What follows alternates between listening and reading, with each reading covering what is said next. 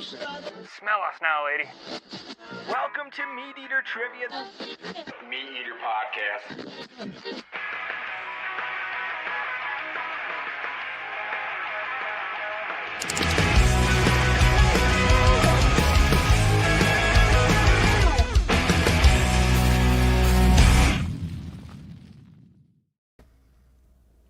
Welcome, everybody, to MeatEater Radio Live. It's 11 a.m. here at MeatEater HQ in Bozeman. That's 1 p.m. in my hometown of Edinburgh, Pennsylvania, where archery whitetail season is now open for all you bow guys and crossbow guys. Yeah, arrow guns, we call them. I'm your host, Brody. I'm joined today by the only person who occasionally threatens my total domination of MeatEater trivia, Randall Williams. He beat me yesterday, and... Spoiler alert. What's that? Spoiler alert. Well, it's not really a spoiler. Can we cut that out, Phil? Can we cut that out? Is it a spoiler? I'll get right on that. I mean, not really. Yeah, if someone's expecting it already, is it really a spoiler? We've also got Jordan Sillars. He's our very own expert on all things firearms, aren't you? I do my best. Yeah, I do my best. I read your stuff. It's good. Yeah, thanks. This week, we've got a couple great interviews. First is about a huge public access win here in Montana. And we're also going to be talking to, you'll like this, Jordan. We're going to be talking to someone about shooting great big game animals with little dinky rifle cartridges. And first, since this is Whitetail Week at MeatEater, when we celebrate all things whitetail hunting, we're also going to share some whitetail buck stuff, a throwback Thursday and a whitetail dream hunt deal that we're going to talk about. Speaking of Whitetail Week, which is brought to you by our friends at Sig Sauer, not only do we have deals across all the MeatEater brands, including up to 40% off at First Light, and there's great deals on the MeatEater website too. We're also dropping a steady supply of fresh whitetail content. We're running a real fun competition to decide which state is the best whitetail hunting state. You can go check that out at themeateater.com. Go check out firstlight.com to get yourself outfitted for like all the different conditions you're going to run into during 3-4 months of whitetail season. So like there's something there you're going to find that you need. And you don't even have to be a whitetail hunter to take advantage of this sale. There's like all kinds of all-purpose stuff on sale at First Light too. And again, discounted merch at themeateater.com. So get on there. How long does this thing go on? Till Sunday? That would be a good question. I think you got like a few more days to take advantage of it.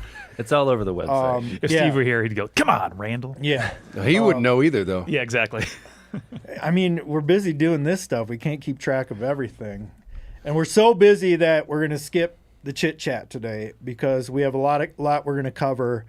And in place of chit-chat, real quick, Jordan, you haven't been on the show that much. Yep. So introduce yourself. Sure. And tell everyone real quick about the crazy new podcast you're doing. Yeah, absolutely. I'm Jordan Sillars. I'm a managing editor for the website, and then I also help Cal with his podcast, Cal's Week in Review. Starting up a new podcast. We launched a pilot episode in March that you may have seen. It's called Blood Trails. It's a true crime podcast about hunters, anglers, campers, hikers, everyone sort of in our world. And really excited about it. We have 8 episodes coming out in this first season. We have a story of a hunter who disappeared under very suspicious circumstances. We have a story of a hunter who was found stabbed 17 times, and the medical examiner ruled it a suicide. So that's Randall, where were you during that time? Yeah. I'd have to know. I'd need the details because I was not involved. Noted. There's a story of a hunter who was shot with his own rifle, and there's thoughts about whether it was someone close to him who may have done it. Mm-hmm. So lots of really interesting stories. We think it's, we hope people like it, and we're really excited about it. Oh, man, I mean, of course they're going to like it. Like, the true crime genre is like bananas these days, and And I think you've already got like the hunting crowd locked in, so you need to market this to like suburban soccer moms who spend their time watching true crime docs on Netflix. Right. Listen, if you love MeatEater content and you've always wanted to get your wife to watch or listen to MeatEater content, this is for you. You know, you guys can do this together. I feel like I'm just bringing, strengthening relationships through this. Every time I get into Sydney's car to go somewhere with her, as soon as the car is powered on, it's just immediately. Then he plunged the dagger in up to. Yep. Yeah, and one thing I just wanted to say. So speaking of the true crime genre, a lot of it out there is, it's someone, they read some news stories, they read Wikipedia, and then they kind of chat about it. This is not that. This is original reporting. I talk to the people. Hard-hitting journalism. Yeah, I talk to the people who were involved, as long as they're willing to talk to me, the family of the victim, the law enforcement who investigated it, and we tell you things that no one else has reported before. And I will say too, like the genre occasionally leans into like the lurid, sort of voyeuristic, and this is very much not that. It's very much straightforward, empathetic reporting about pretty tragic situations. I just gave Jordan a lead today or yesterday on something that maybe someday it will end up in the podcast. We'll see. Yeah. I'm not going to say any more about that. Yeah, we'll see. I'm looking into it. Yeah. All right, guys, we're going to move on because we got a bunch to talk about today. For our first interview today, we've got Mike Kautz. I hope I pronounced that right. Mike is the Vice President of Access and Infrastructure at American Prairie, which was formerly American Prairie Reserve. They recently simplified it, and they're just American Prairie now. I hope I'm getting that right. Anyway, American Prairie is an organization with a goal of restoring and preserving shortgrass prairie ecosystems in central and northern Montana. It's an ecosystem that's kind of suffering all over the country, and these guys are doing a lot of good work here in Montana. And a big part of that plan, what they might be known for the best, is reestablishing wild bison populations in that part of Montana. We got Mike on the line, Phil. Here's Mike. Hey, Mike, guys. Thanks for joining us today. Thanks for having us. To start out, just give folks like the real quick version of who American Prairie is, what they do, and how they operate as far as acquiring property to build into this collection of hopefully interconnected shortgrass prairie landscapes. Sure. So American Prairie is a Montana-based nonprofit. We've been around for over 20 years now. And as you mentioned, our goal is to, and our work is to buy and acquire land that we manage for public access and for wildlife habitat along the Missouri Breaks and the Charles M. Russell National Wildlife Refuge, so that eventually we have enough habitat to restore an intact prairie shortgrass ecosystem. And we work on a willing buyer, willing seller model. And we've done, I think, over 50 land transactions at this point. How many total acres, Mike? Right now, we're sitting at about 603,000 acres of deeded and leased land. Just a little bit. It's a lot of driving for sure. Yeah. My favorite part of the state up there where you guys are working. Now you mentioned that it's a willing seller, willing buyer situations when you're acquiring these properties, but I'd kind of be remiss to not address the fact that up in that part of Montana, there's like a certain group of people, like not everyone, but like there's definitely like some pushback from some of the locals in that part of the state about what you guys are doing. And I just want to give you a chance to like speak to that and let us know what's going on with that.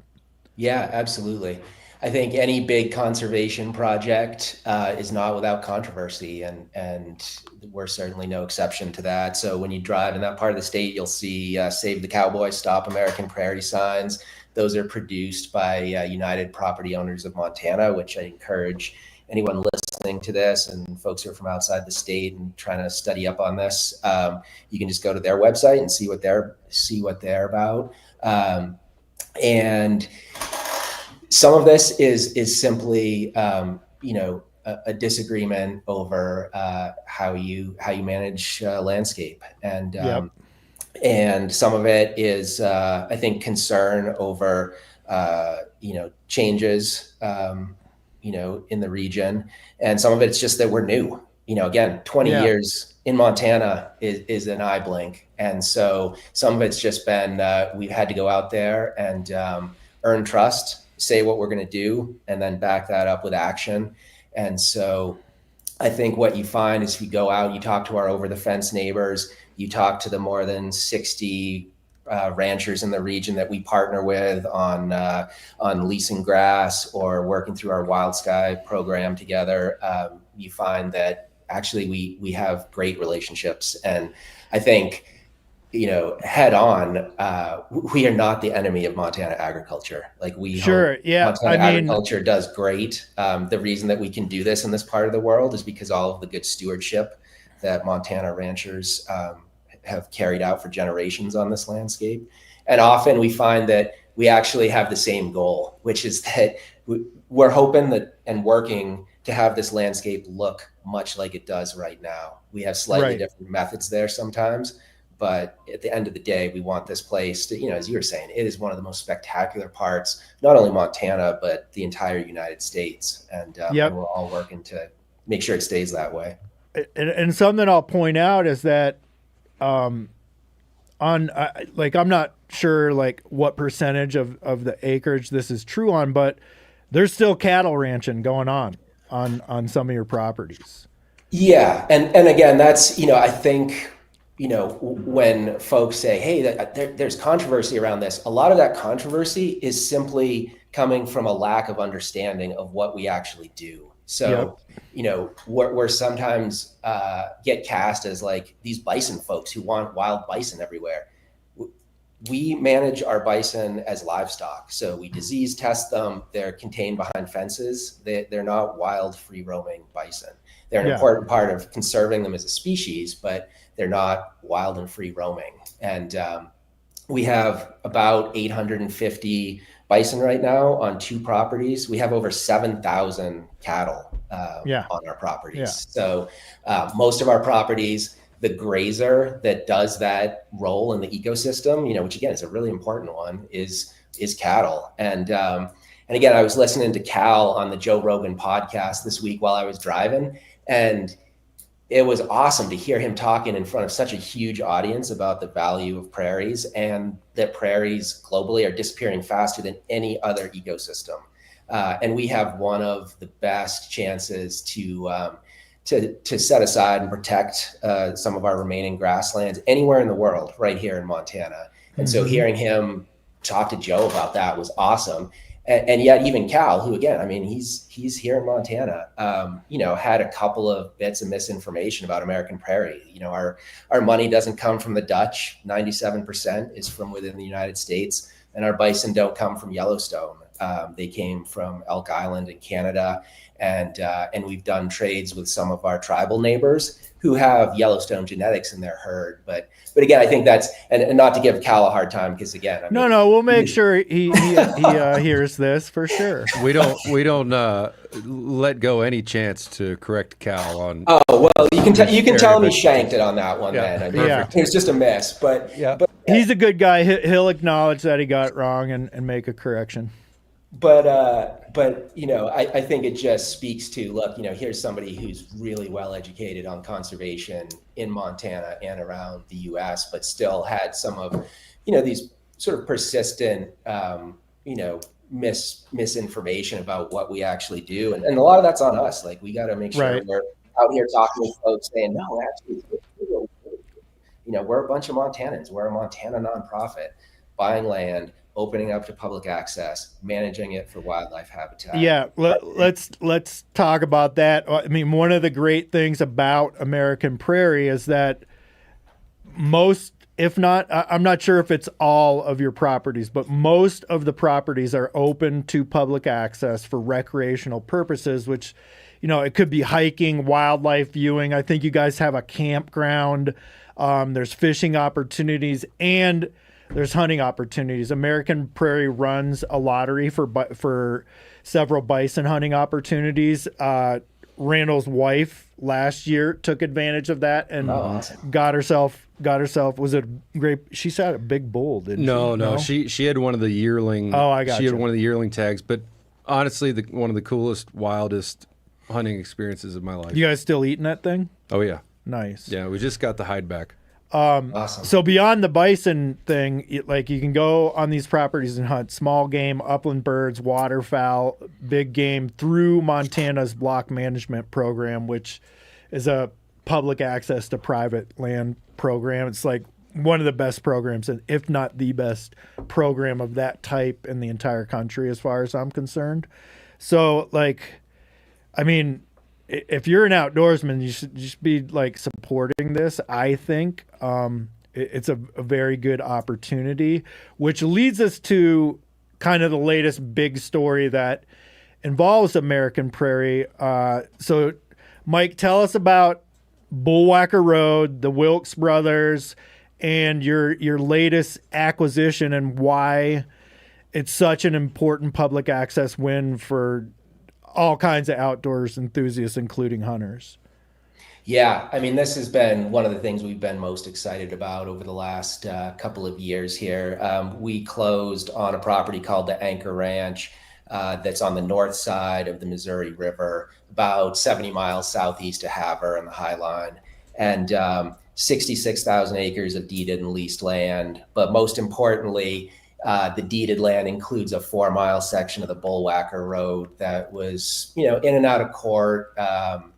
Brett French from the Billings Gazette has done some awesome reporting on this. Anyone who's really interested in this kind of stuff can look up his articles. But essentially, you had a 4-mile section of road that was landlocking over 50,000 acres of public land, mostly BLM, a few state sections in there.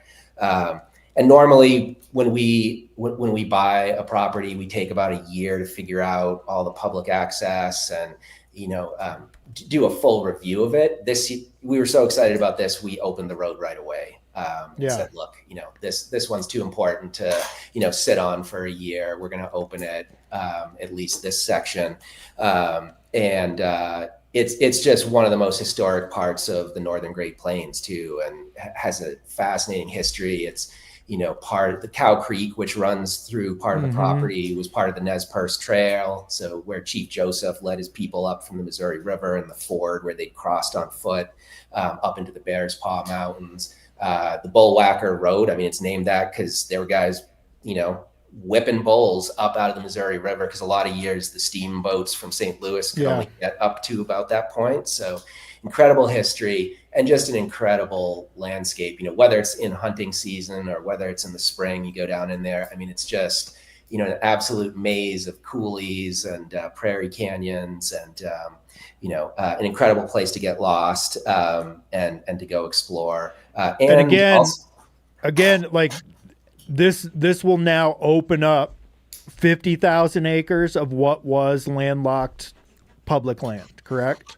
Yep, exactly. And so, again, a lot of your listeners have probably seen Onyx and Theodore Roosevelt Conservation Partnerships reports on landlocked public land around the country. And there's millions of acres. And, one of our goals with property purchases is to look at those ones where, if we bought that deeded, it opens up this amount of public land too. A couple of years ago, we bought one on the Muscle Shell called the 73 that had 10,000 acres landlocked by, it was essentially 100 feet of 2-track across the deeded. Yeah. So wherever possible, we do that. And as you mentioned, the vast majority of our deeded acres are open to public access year round. And Mike, when that 73 ranch sold, I know there was an attempt by the BLM, I believe, to acquire it. They were unable to, given the sort of strictures around federal land acquisitions. But someone was going to buy that land, right? Like that property was for sale. Someone was going to buy it. And so in this case, because American Prairie was the buyer, all that landlocked public land is now open to the public, in addition to the access that you guys provide through block management. Yeah, absolutely. It's just a big win. Yeah. Yeah. Both of those properties too are examples of, large properties that were formerly owned by out-of-state owners, largely as either private hunting properties or as, amenity properties or investments. And so, again, we think a Montana-based nonprofit, now owning them, now managing it for public access and for wildlife habitat. I mean, that's a net positive. Sitting in the room, having given a presentation last week where I was showing these charts for what the growth of populations in Montana have done over the last couple of years since COVID. I mean, we're sitting here in Bozeman and see that, it's grown by 86% in the Gallatin Valley. I mean, this is supposed to be good news, Mike. Well, and here's the other, to set up the good news. This is what public land, has done. It's essentially flat, and not only flat, but I mean, Cal has done such an incredible job, and all of you, at MeatEater, backcountry hunters and anglers, in fighting the efforts to sell off public land recently. But so not only have we not been creating more public land necessarily, we've even had, proposals to sell it off. So I think that's part of the bigger world in which we operate is, look, we are trying our hardest to shift that a little bit, because we, as a species, we certainly are making more people, more of ourselves. We're not necessarily, doing as much to create more good publicly accessible land. And that's a big part of what gets me up every day and into the office and out in the field. Yeah. So, got to ask, new property, is it open to hunting? Not this year. So this is where we got to take it there to, and as you were saying, BMA contracts, generally we finalize those in May or June. So, it just wasn't, the timing wasn't right. Exactly. So I'd say stay tuned. We'll have a public access, policy, I'd say by next summer, and certainly by the next hunting season. So, but you can but the road is open. Road is open. Okay. So folks can access all of the BLM and state land to the south. And also I'll just give my usual safety plug, like don't drive your minivan down in there. Don't take the Corolla. Watch the weather forecast. Watch the weather forecast. Right now, I just had a meeting with some of the BLM monument folks this week, and they were saying there's a VW SUV rented from the Billings airport that's been sitting down in there since about May, because somebody got it down in there and they couldn't get it out. So it's rugged. You got to do your homework before you drive down in there. Don't even try if it's going to rain or snow. It's good advice, I think. Yeah. Mike, before we let you go, thanks for all. This really is good news. Can you pull out your crystal ball and kind of give us an idea of what we can expect from American Prairie kind of in the near future, and kind of lay out like what best case scenario end goal would be for you guys? Yeah, absolutely. So I think, again, we recognize, hey, being around for 20 years, we're still earning trust, and that goes for, the general public, it goes for ranchers, it goes for hunters, it goes for, folks who are just curious about, what this thing is they've heard of. So I'd say continue to look to us to, illustrate our, or to underwrite our words with deeds, in terms of public access. I used to get questions like, hey, are you guys, is this some sort of bait and switch? Are you guys just offering public access and then you're going to lock the gates up? And right. And say, absolutely not. We buy properties that have conservation easements on them. This year, we donated 109 acres to the state of Montana to create a state park at Judith Landing.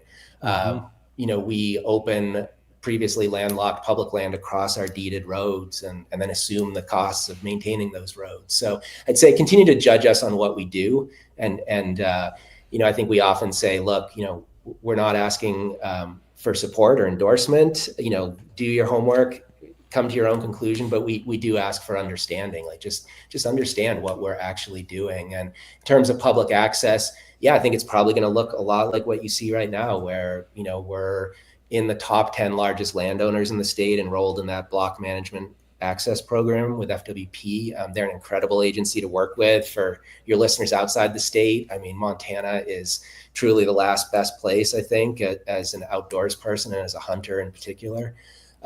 So it's a lot of it, it's over 80,000 acres available to hunt in that program. We're building a couple more backcountry huts in our hut system over the next 2 years. So you'll see more of those and just more chances to explore different parts of the prairie. Those of you who've been up there know that, some of it's like incredibly steep, rugged Missouri breaks, ponderosa pines, kind of bighorn sheep habitat.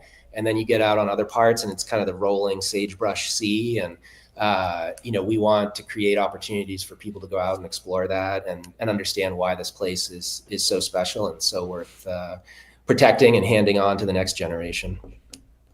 Cool. What can people do to support you if they're interested in doing that?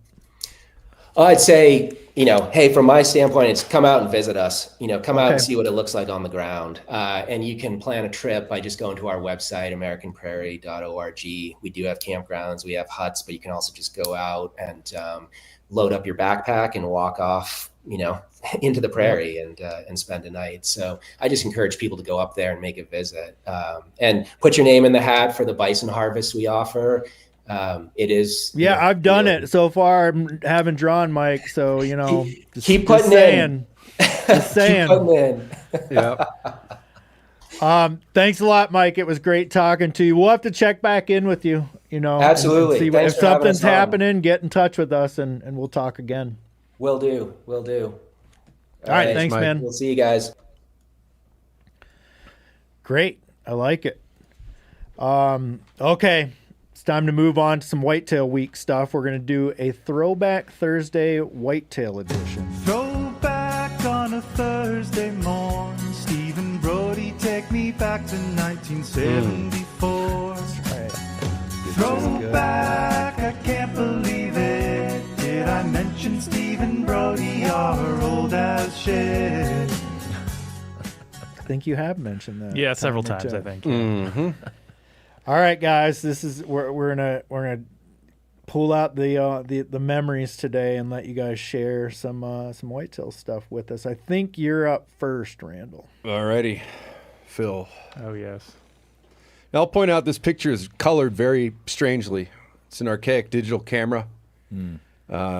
It captures my skin tone and blaze orange in a really weird way, but that blood trail on the right shows up real nice. I can see that. Wow. This is my biggest whitetail buck. I was working construction at the time in 2008, and I was going to go down to a property in Kentucky that we had permission to hunt. And on Friday, I was at the job site, had my truck all loaded up, and they pulled me aside and told me I was getting let go. And as soon as they handed me my Cobra paperwork for poor performance, no, 2008, man. Oh, I got you. Yeah, it was a big slowdown. Yep. So I said, I'm 22. I think I'll be fine, and I'm going deer hunting. Yeah. So my buddy went down there and hunted with me the first weekend. I just stayed through the week, and then he came down for the second weekend. And on day, there's probably like day 9. This is my idea of whitetail hunting was just, I'm going to sit in the same tree. Right. For like 8 days, 9 days in a row. I had a little crotch board set up there. And at some point, like my buddy was just going to walk across the property at about 10 or 11 o'clock. Let's do a little push. Yeah, it's like a hilltop property that's sort of bald on top, and then like real dense stuff going down these fingers down to the creek. So my buddy went across, and I could hear him walking, and then all of a sudden this buck, I'm basically set up on an old tractor road, like an old tractor path going down this hill, and this buck just crosses, and so I whip around and shoot off the back of the tree as he's about to dive back into the woods, and he turns and runs straight away from me, and I got off another shot. Sort of ironic that we're talking to Tyler here in a bit, because that was with a 45-70 shooting. Because Ohio is shotguns and straight walls. This is Kentucky. That was Kentucky. I got you. Well, it's just because the romance of the big straight wall cartridge the size of your finger, and turns out that first shot missed, But that second one Did the trick. Did the old Texas heart shot. Very good. Entered just inside of the ham, right near the anus. Came out the front of that left hip, and it was. Now, it normally fast. that's not a shot that we would recommend here at MeatEater, but Randall is like such a marksman. Well, that It's was just like that was a follow up.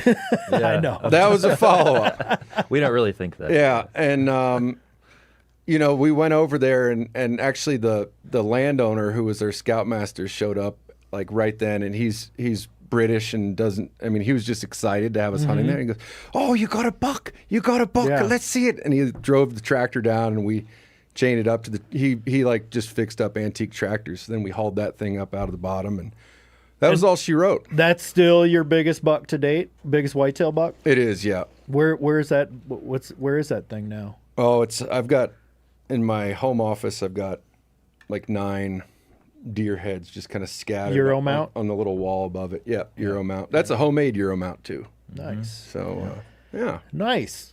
fun place. I wish I still got to hunt that every year because deer in the rut with a rifle Yep. speaks to me. All right, Jordan, you're up next. Let's Sure. see what you got here. All right, so this isn't from super long ago. This is a few years ago. This was at a property pretty near to where we live in East Texas. And I really like it. It's I don't own it, but we have permission to hunt it. And I like it because it's so close to our house. I can take the kids, Sunday evening, which is when I shot this buck. And I also like remembering this hunt because I don't think it was quite the last day of the season, but it was the last day that I was going to hunt. I think it was right before the last day. And this buck came in like 5 minutes maybe before shooting light ended. If he'd been in the tree line I was looking at in the stand, I might not have been able to see him, but he came in across a field, and so I could see his silhouette against the sky that was still bright. And in Texas we have antler restrictions, so it has to be 13 inches between, and I saw him silhouetted against the sky, and I said, looks good. Yep. looks like it's going to be good. So shot him from maybe 50 yards. It was not a far shot. Right. With a 6.5 Creedmoor, and he went maybe 40 or 50 yards, but he ran kind of into the tree line, and so there was a little bit of tension. And my son was with me, and he, if hunting ever becomes boring or kind of a drudgery, like take a 8-year-old boy with you. Because he was the most excited. He was high-fiving. Yeah. Good job. Was that the Good first job, Dad. deer he'd been a part of? It was, yeah. Yeah. He'd been around when I'd brought deer home to clean them and butcher them, but this was the first one, the first hunt that he'd been a part of. Is he hunting now? He is, yeah. He got a doe last year. Oh, great. Yeah, Cool. Great. Yeah. So he came down with me, and I wanted to do it right, like find some blood, follow the trail. Yeah. But he just right into the woods, and of course he found it first, and Right. just so That's okay. excited. Yeah. That's okay. Well, cool. You gonna get him after a buck this year? He wants to. Yeah. That's for sure. But we'll see. All right. Guess that leaves me. This is, when was this? I don't know. Mid 2000s. A little, no, it was like Same camera quality as Yeah. Randall's. Yeah, picture. it was That's how like we can similar. tell. right around the same time as, would you say 08? Yeah, I bet this camera ran on a AA battery. Yes. Anyway, this is back in Pennsylvania, where this is a place I grew up hunting. It's my buddy's dad's land. My buddy's dad has now passed away, but my buddy still hunts his property. And this was the first big nice buck I had ever shot in Pennsylvania. Grew up deer hunting, but when I was growing up, man, there just wasn't very many big bucks around like this one. They just didn't live long enough. We'd see a shit ton of deer hunting, but it would be 22 does and a spike in a day of hunting, and you just shot whatever buck you had a chance to shoot. This picture was taken, I think, maybe a couple years after the state implemented antler point restrictions. In Pennsylvania's antler point restrictions aren't like width like Texas. It's at the time it was most of the state was 3 on one side, and this in northwestern Pennsylvania it was 3 on one side plus a brow tine.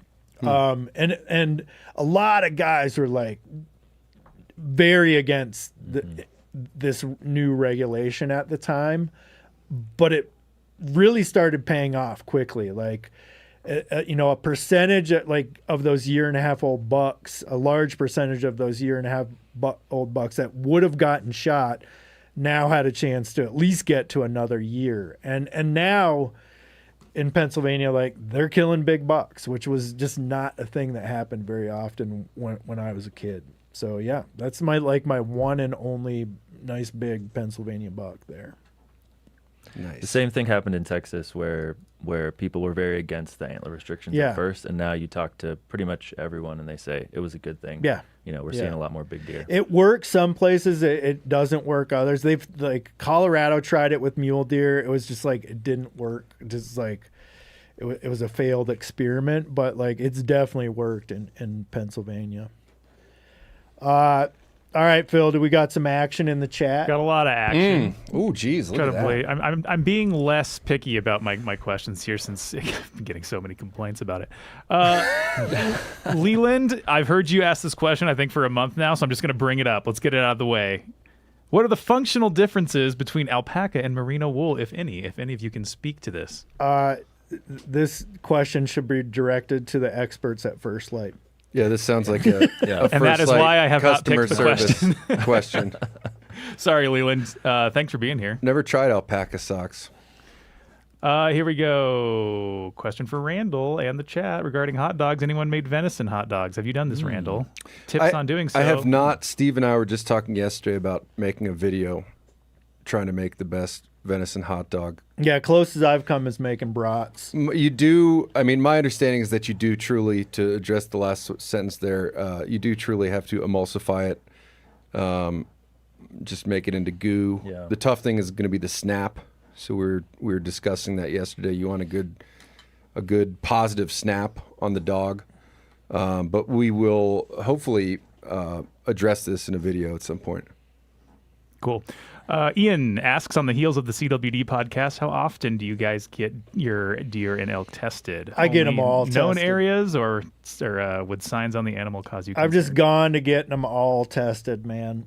And in some places, like where I'm going to hunt in Colorado this year, it's mandatory. In other places, it's voluntary. But I've just I just get them all tested now. I test them when they're required, and obviously, like in Montana here, we have big game checkpoints, and so they sort of catch you in a funnel to track animals moving across the state, and so at some of those they'll test. But yeah, I don't think I've ever voluntarily submitted something for testing. Yeah.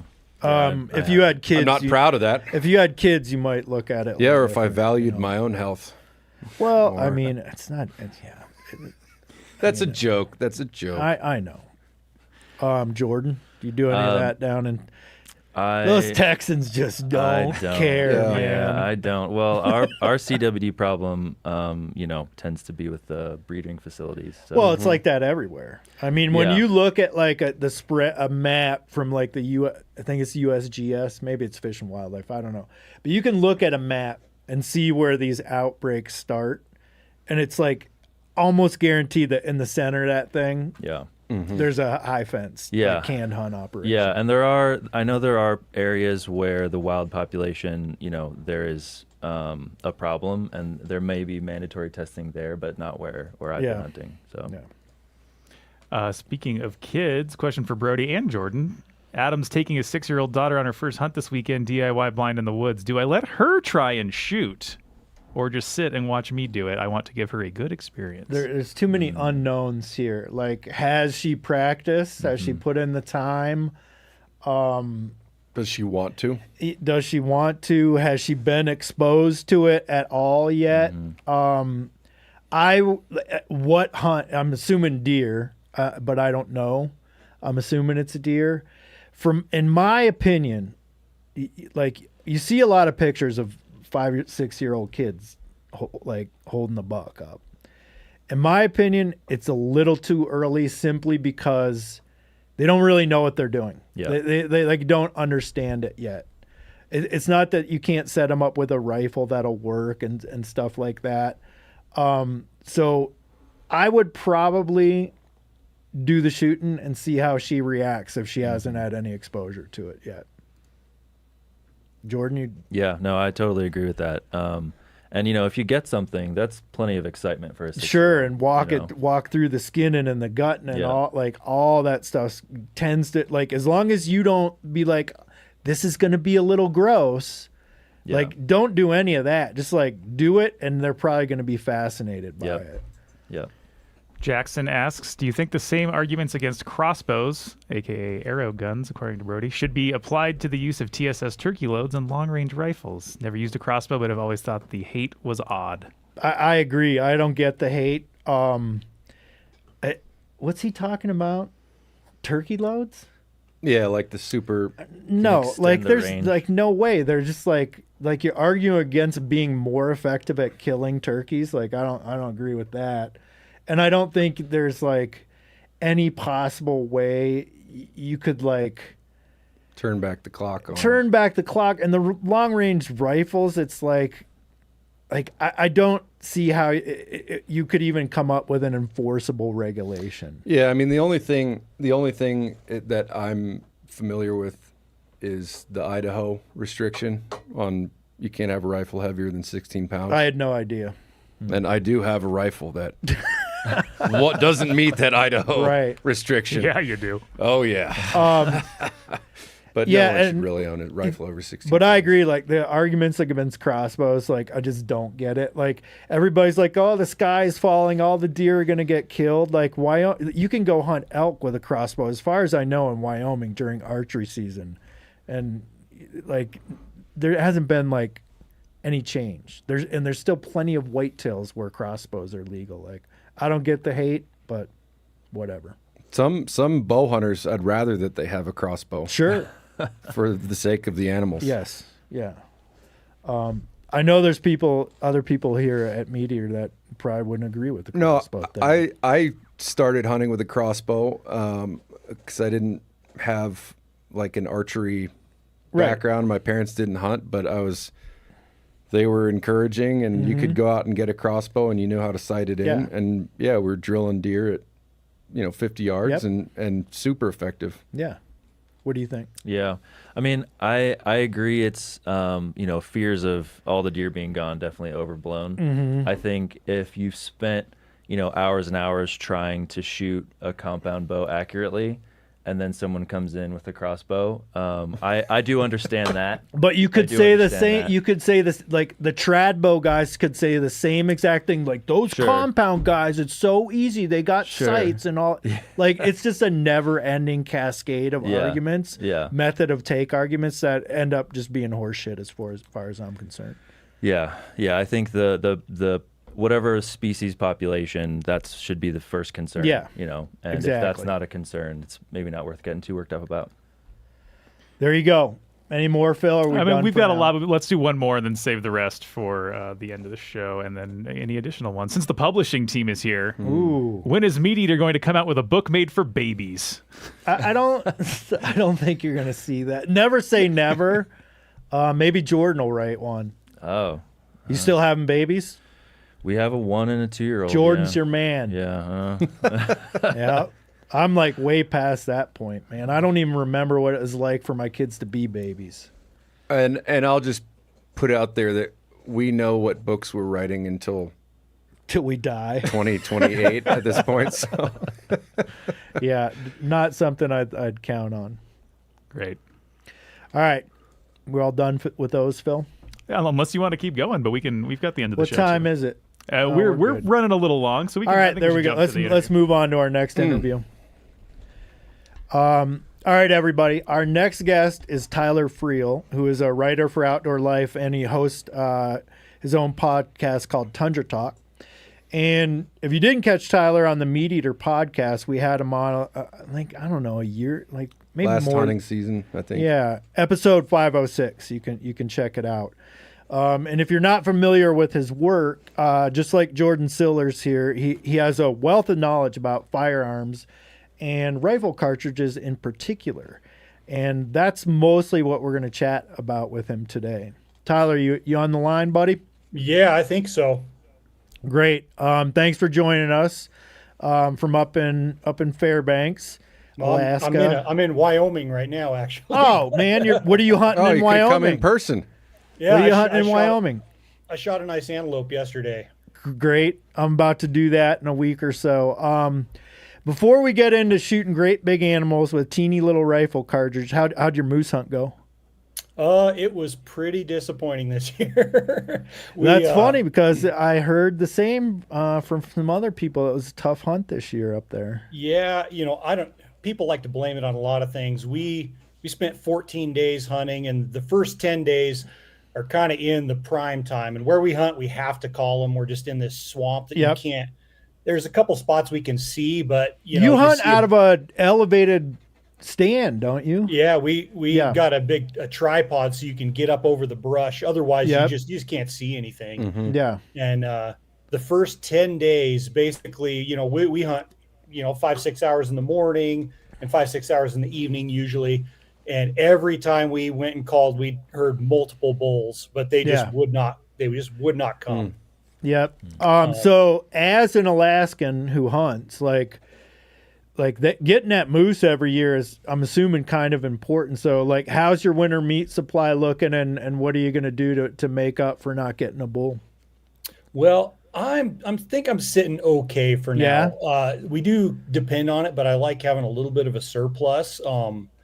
Just the way, I usually kill a bull every year. And so we, at least the size of my children now, we aren't consuming the whole thing every year. So we've got a fair bit of moose, and then I've got about 300 to 400 pounds of black bear meat in the freezer. There you go. That, I make into various sausage. Yeah. You products. guys really get after those bears, man.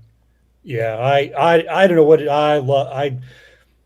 I love just kill bears like I'm angry at them. Yeah, I love it. Well, it sounds like you'll make it through the winter without starving.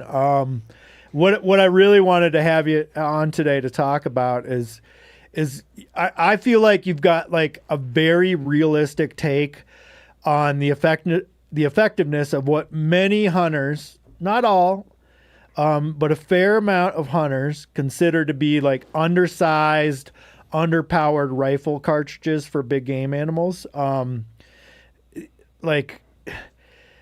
kind of always found the hate from like the Magnum crowd for like the 6.5 Creedmoor in particular to be frankly kind of stupid. I've killed a pile of deer and elk with a 6.5 Creedmoor, and I have nothing but good things to say about its effectiveness. A lot of whitetail and antelope hunters they aren't strangers to using smaller rifle cartridges, but you've taken it a step further and proven that these smaller cartridges are capable of like cleanly killing everything from bears to moose. So like, talk us through how you got to that point, like how and why you became kind of like whatever you want to call a small cartridge evangelist. Yeah. And whether it's by my own choice or not, that's I guess where I'm at. I grew up in Southern Colorado for the most part, and it was a lot of 25-06 stuff. But even after I moved to Alaska, I started out with a 30-06 I'd bought and killed just about everything with it, and then I quickly got really into sheep hunting and bought a 25-06, so I just started shooting everything with that. And my family over many years of hunting up there, my uncle always swore that a 243 Winchester is one of the best black bear guns, and has just killed piles and piles of black bears with it. And it was just kind of something that I just took as a matter of fact, kill a moose with my 25-06 or whatever I was using. And and the 6.5 Creedmoor is kind of its own thing. I was shooting competitively across the course doing service rifle when that was introduced, and I kind of thought, that sounds like it'd be a good sheep cartridge. And a couple of years later, when the first hunting rifle was released in it by Ruger, I got one and shot a sheep with it, and with a match bullet, and that's cool. Shot some blacktail deer and kind of moved on. And it was, once this 6.5 Creedmoor got popular, then there was this kind of vitriol and responsive hate to it, which I understand a lot of it, a lot of the annoyance, because there are, have been quite a few fairly ignorant opinions on, saying that it can do things it can't do or shouldn't really be used for. That's kind of where I got to where I'm at. And then, over the last, we've all seen over the last few years, just the advancement in some of these smaller caliber, heavy for caliber projectiles that are super efficient, buck the wind really well.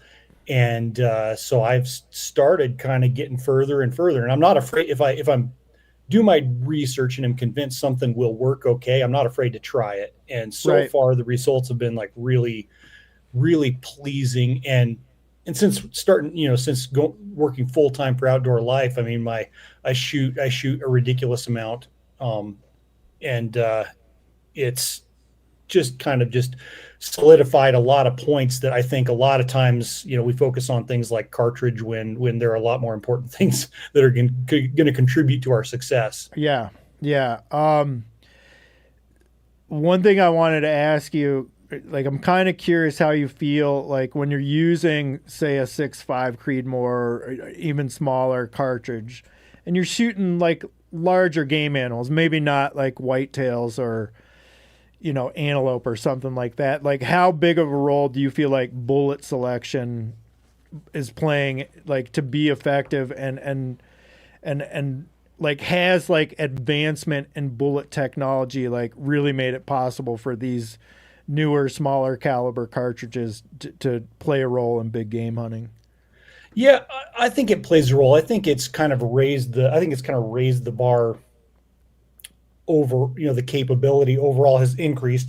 They've always been effective in some ways. I mean, even in the early 1900s, Frank Glazer was killing moose with a 220 Swift and claimed it was killed everything, with just these super crappy 48 grain bullets. Yep. And so I think that bullet manufacturer or bullet technology has really contributed to that. And also it's made it easier to hit, it's made it easier to shoot accurately too. Yeah. And we're past the days of like round nose Remington core locks that everybody used to use. Yeah. And one thing, like the heavier for caliber bullets are so much longer. I don't play into sectional density too much, but you get a much longer core of lead even in these expanding bullets that you'll get better penetration than say an older or like a larger caliber bullet of the same weight that's a lot shorter. And that's just one little factor. And I'll try not to get too far in the weeds on sure. This stuff. Yeah, we want to keep it simple. Do you guys have any questions for Tyler? Yeah, I guess you're shooting primarily match bullets or real frangible bullets. Sometimes these lighter, I've been shooting more, particularly like the Hornady ELDM bullets. Mm-hmm. But I mean, honestly, like if I had to just pick, one of my favorite bullets overall, it's that ELDX, which is it's not quite as. And even saying frangible is, I don't know I wouldn't say that's really, really accurate, but it is a more rigidly constructed bullet, heavier jacket, and there's a locking ring in the jacket that they are going to tend to hold together a little better, but you still get really good rapid expansion and performance. So I mean, I would say that style of bullet is probably my favorite. Yeah. Still. Yeah, I always get I'm always confused, or I guess. I don't know. It strikes me as sort of strange that people talk so much about cartridges and then they don't talk about bullets and bullet construction. Because the only thing, when you're killing an animal, the question is like what work that bullet does on that animal's tissue. And that's like, what is the bullet made out of? How fast does it hit it? And does it hit it where you want to hit it? Right. And like none of that is really, you can do it like, depending on whatever the head stamp is, you can do a lot you can do a lot of different things and end up with a lot of different wounds on an animal. But the bullet is really, like, to my mind, the most important part of the equation. Yeah, and I think you hit the nail on the head. I mean, we are kind of, as a whole, a lot of hunters tend to, whether it's just the way we're brought up in it, we think cartridge, power, kinetic energy, where, what your bullet construction and what's your impact velocity going to be, because there are people that have done stuff that's, kind of stupid with the 6.5 Creedmoor if you stay within a reasonable impact velocity range, where you could still shoot really well and hit what you need to, it shouldn't surprise anyone that it works, because it does. Right. You poke a couple holes through their lungs, they're going to die pretty quick. Jordan, you got anything for Tyler? I guess one of the things you hear from, the folks who want to use the more powerful Magnum cartridges is, I want to dump as much energy into the animal as possible, maybe induce hydrostatic shock so it just kind of falls down right there. Where do you stand on that sort of argument? I would say that it's kind of a misconception, or not, like a poor understanding of what you should expect when you shoot an animal, and just the capabilities or like terminal ballistics itself, because like animals react totally differently. And I've heard this, and whether it's framed as I want more margin for error, but what does that really mean? Yeah. And I've heard people, because talking about even shooting moose, it's if they soak this up, then this other cartridge isn't going to work. Well, that's just a poor understanding of what we should expect from the animal, because there's a variety of reactions, and the only thing you can really control is putting, using a bullet that's going to put an adequate sized hole through that thing's vitals and placing it accurately. And the animal is going to die. It might drop in its the antelope I shot yesterday folded like a lawn chair, and then I watched another one with a bullet that did more damage to it, shot perfectly, and it didn't fall over for 15 or 20 seconds. And both were perfect shots.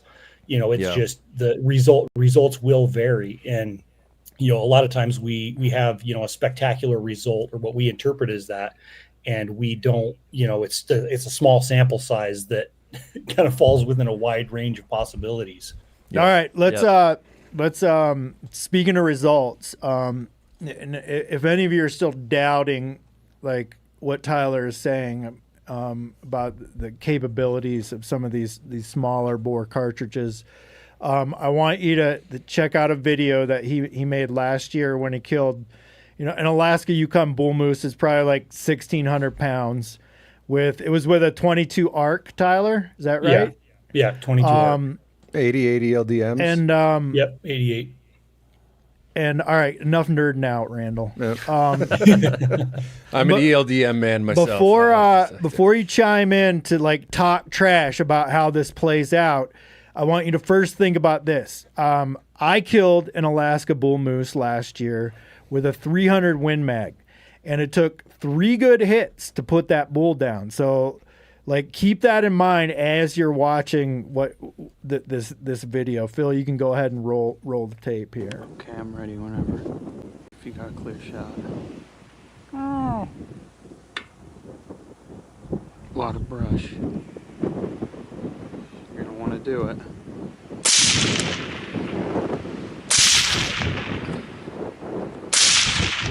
He's done. He's gonna go down. Sounds like my boys hunting squirrels. He's down. Or no, he's standing.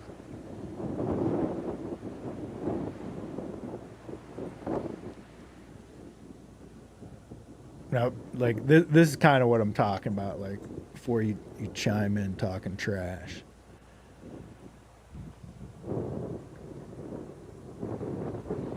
He's getting woozy, and there he goes. Wow.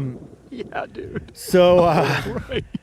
No matter what you or me say, Tyler, like, there's going to be some grumpy haters that will be like, you had to shoot him 3 times. It took forever for him to tip over.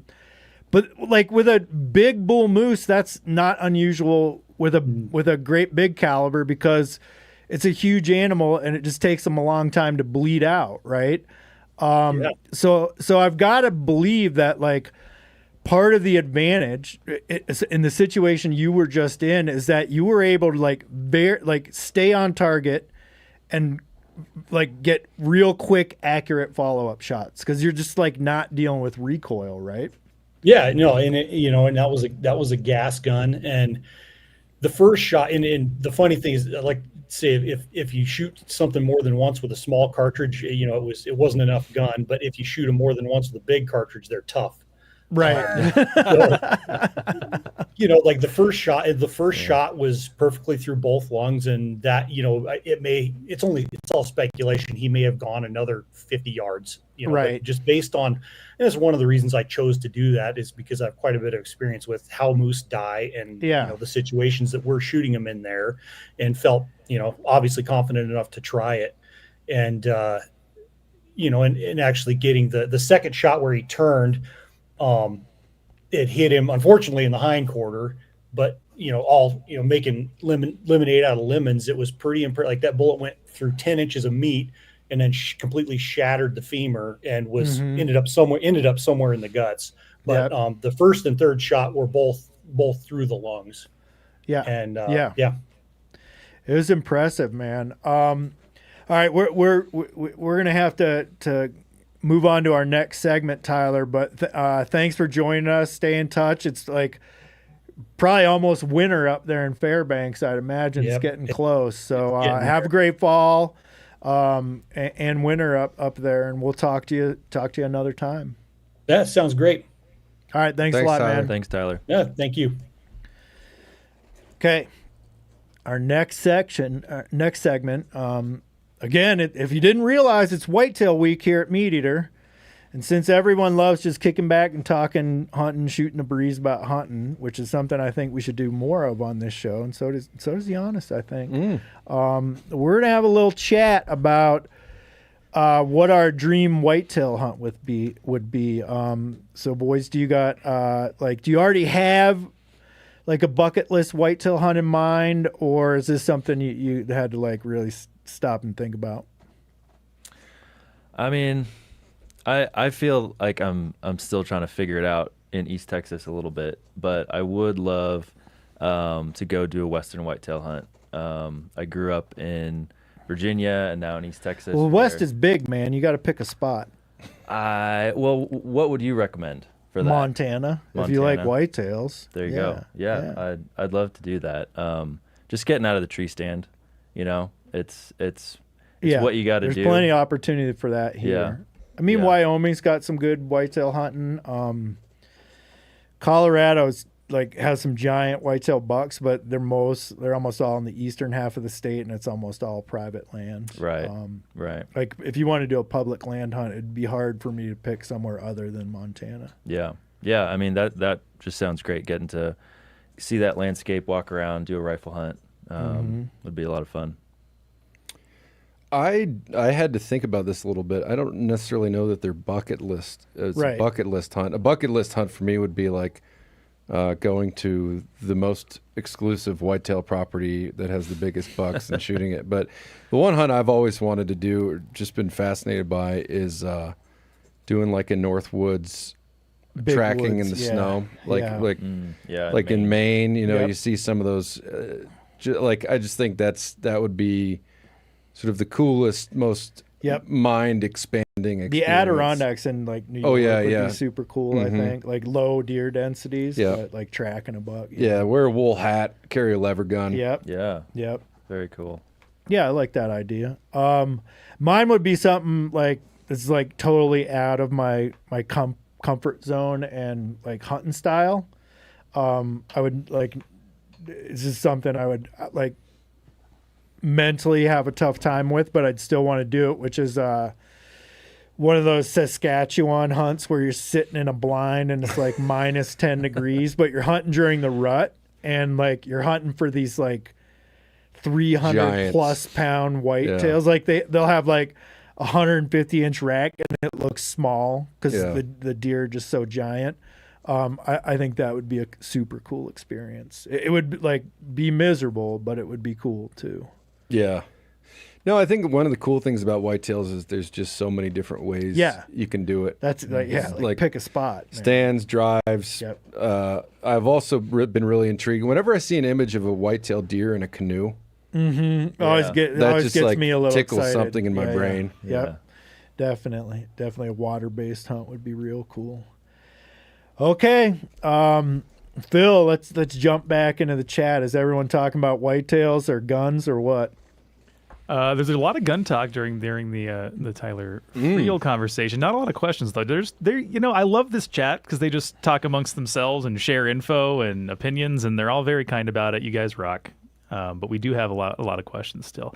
This is from Harrison. He says, question for the crew: Do you use a packable game sled for deer and elk? If so, which one do you recommend? He's rifle elk hunting this year and wants to use one. Funny you should ask that. I'm going to be trying one out this year. Hopefully, I'll get the opportunity to try out a packable sled.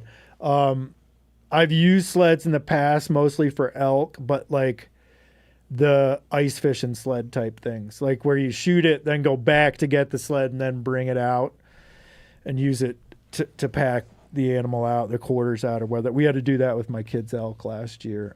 So I'm definitely interested in the roll up sleds or packable sleds. Yeah, for Sydney's bison, we used like a Pelican sled, like a big ice fishing sled. I've used an orange. It's like a burlier kid sled. Yeah. And the roll up ones are like like an actual toboggan type thing. Yeah, and that has been. I had one miserable experience with it and one experience where it was That's the thing, helpful. man. Is like when you're running that kind of sled, like the snow conditions got to be just right for it to work well. I feel like if you count on packing it out in a sled, you're kind of setting yourself up for, like, it's a nice thing to have if the conditions are right, but like there's something that's really straightforward about, I will put this on my back and carry it out. Right. Because oftentimes I feel like the sled can be way more work than just carrying it out. Yeah, in certain snow conditions, for sure. I agree. Good luck to you, Harrison. I imagine you're not using a sled too much in Texas, man. I'm not even sure what a sled is, to be honest, or snow. I've never heard of this either. I do like using, for like a winter backpack hunt, I'll pull a sled behind me, and I do like if you're putting like 30 pounds in it that you're not going to have in your backpack. That's nice, but yeah. And I think there are situations where it doesn't even. With some of these packable sleds, you could probably pull it off without snow. In the right landscape, you could still use a sled where if you're they're going to slide it. Yeah. So hopefully that answers the question. This one's very funny to me, and I don't know if it means anything. We can just move on if it doesn't. Rashad says, last week I did an expensive fishing charter. Is there cheap fishing charters? That's a good point. We limited out, and the captain told me to leave one of our fish. I thought he was joking, but he took one out of my bag. Never discussed beforehand. Thoughts? That's not cool. Yeah. I mean, it's not. He should have. Captain probably should have said something in advance. But like, if you're walking out of there with just like I don't know what they were fishing for, what the limit was. I don't got a problem with leaving the guy a fish necessarily. If it was like done in a rude way, where like, give me one of those things. Or I think like it comes down to if it was a question. Yeah. And he's like, I'd appreciate a fish. You're not stepping off my boat. Tonight. Yeah. Yeah. I mean, I had people give me some of their fish if they didn't want to take it all home, but I didn't ask people for it. There's also situations where the captain's gonna fish and give you his fish. Right. Right. So I mean, again, like, I don't know the details here. I don't like it. Thanks, Rashad. Great. Jordan says, Phil, if you don't bring up Randall's DIY chili dogs at the football game, it will be a travesty. I told, so this is about a new reel Randall posted on Instagram where one of the new reels where he brought a Ziploc bag full of chili. I don't even, you guys, okay, if you have not seen this, just go to Randall's Instagram. It is obscene behavior from Randall. It's missing. I was really hoping, because I looked up all the regs on getting stuff in there. I was kind of thinking I was going to have to stash it, You know, like keep it warm in your Gatorade. pocket. Bring it into the movies. Yeah, like a Gatorade bottle of liquor tucked into your pants, like we used to do at the Bengals games when we were. But no, if you have food that you want to bring in, it's totally fine, and it abides by the NFL's bag policy. You just fit it in a gallon-sized baggie. And so I was really hoping that I would have a confrontation, and then I could pull out my phone where I'd screenshotted the rules and said, I know my rights. But that didn't happen. The infiltration was actually very anticlimactic. But I'm glad you enjoyed it nonetheless. I enjoyed it. I tickled myself with that. Colin's wondering what piece of First Light gear is the crew's favorite for cold, late, Midwestern, late season archery hunts? You got a guy from Texas who hunts when it's never cold, and Rarely. you got two other guys who don't hunt cold, late season archery hunts. I don't like sitting still, and I don't hunt from tree stands too much. But I would imagine like going with a bib system is the way to go for that situation. I got to look up the name of this jacket. Yeah. As a bad insulated bibs. As a bad person. And some great big warm jacket that you can still draw a bow with. Yeah, there's a fleece. Oh, geez, this is embarrassing. They just didn't pick the right like whitetail experts for this show, Randall. No, I know. There's a fleece jacket that's got like a windbreak layer in it, and I can't find it at the moment. But that thing is incredibly warm, and it's fleece, so it's very quiet. Like, it's shockingly warm. It's probably one of my favorite jackets that I just wear do out. this. Go on First Light's website and just go to like the whitetail section, and they'll have like cold weather gear. You'll find some good stuff there. Yep. Sorry, I'm bad at this. Selling. Cody, this is, I guess, general just traveling with meat. Tips and things to keep in mind for getting my Axis deer cape and meat home from Hawaii, humble brag. But I guess if you guys have any sort of tips about flying with I've not flown with Hawaii. A cape, but like you probably going to want to like get it frozen and keep it frozen. That's a good question. I don't know. Would you salt a cape before traveling with it? I possibly. I don't have a ton of experience. Phil, you're just picking really bad, like difficult questions for us today. The meat's easy. Freeze it and keep it cold. I would think the same thing for the cape. And there might be, like, call a taxidermist and they'll tell you, like, if you want to salt it or whatever. Yeah, I don't know that when I flew back from Alaska with my bear hide, I don't know that we salted it. And you couldn't freeze it because they had to check it. Yeah. Well, you froze it, let it thaw, and then we threw it in the freezer again at the hotel. But yeah. Brody, it's either these questions or the ones about video games and D&D. I'm trying to spare you from the questions. But I just want don't. to I ask. feel like we're like just not like these people are going to be disappointed with our answers. Well, that sounds like a you problem. Let's see here. You're picking them. Oh yeah, it's from Brad. I'm a late in life first-time hunter at 35. I've listened and watched you guys for years and read a bunch. A huge part of me wants to test myself and go alone versus going with anyone else. Go alone. Yeah. Like, you will learn so much by hunting alone. You might fail where you otherwise might succeed if you had someone who knows more than you, but like, go hunt alone. That's all I'm gonna say. It depends on what you're doing. I think like if you're doing a wilderness type hunt, you have to, or anything, I guess. Like, it depends on how you do being by yourself doing something. It can be tough, like, passing an entire day for sure. If you're going to struggle without someone and not be able to keep your head in the game, find a buddy or find a mentor. But if you know yourself and you know that you can handle that sort of thing, go for it. Yeah, I mean, I don't know if he's saying go alone for the first. It does say late in life first time. I think the implication is that it would be his first time going out. Oh, then I retract positive. my answer. Go with someone else the first couple times, but don't be afraid to go out hunting by yourself. The chalice jacket. There you go. The chalice jacket to sort of clean up one of our earlier misses. Yeah. There. I feel like we're back on track. JRP, fellow Bob Cratchit over here. I'd give you the secret Bob Cratchit handshake, but you're not in the room with me. You want to do one more? One more. Okay. I think we've talked about stuff like this before. Chester's not here, but I'll ask it anyways. It's from maybe Jerry. Here's an etiquette question for y'all. Do you get a deer on private land? You are given permission to hunt. How much meat would be appropriate to give the landowner as a thank you? I'd try to clear that up before the hunt and just say, look, if I get one, do you want some? And go from there. I made tamales, venison tamales. Yeah, bringing something like prepared, that's a great idea. Yeah. I think, it's going to depend on the person, but a lot of times they may not even want any. Yeah. Yeah, I think just asking ahead of time. Yeah. Cool. Phil, anything else? I mean, we can do more, but nah, let's move on. I got a frog in my throat. Sounds good. I got to try and get through this. Do you want me to do this? Yeah, you can let her rip.